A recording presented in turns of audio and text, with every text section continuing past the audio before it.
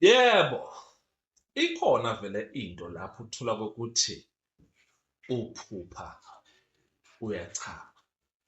Isho ukuthini loo nto leyo?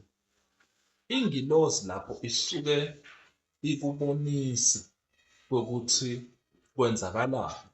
Lapho kusuke kwenzeka into ukuthi wena kuzohamba hambe kufike isikhathi lapho wena ungabekezeleleki khona entweni thise lokuyinto lenhle.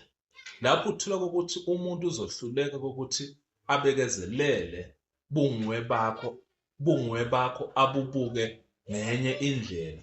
Okusho ukuthi lapho wena uzohamba ulahlekelwe yinto. Lapho uzibona khona wenzani? Lapho uzibona khona-ke uphupha ukuchama.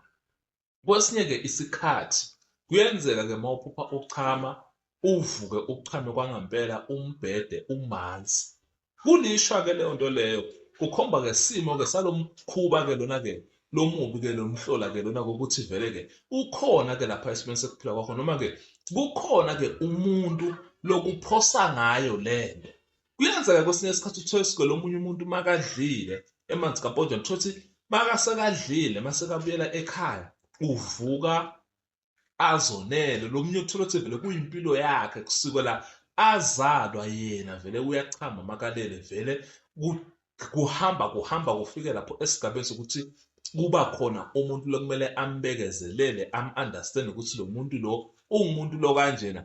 Ikhona-ke into lana lesiyakhayo ngelibona yokuthi silekelele le simo lesi lapho uzithola khona ukuthi-ke uphupha-ke khona-ke ukuchama, ngoba phela ukuphupha ukuchama kuyinto lekabi ngisho kwakona, noma bekuthiwa-ke awuphupha usuke uyalala uvuka usuchamile kodwa sewumdala. Akufunakali lokho ukuthi wena njalo uyazonela uze ukhulume njalo lokhu kuyaphunyuka,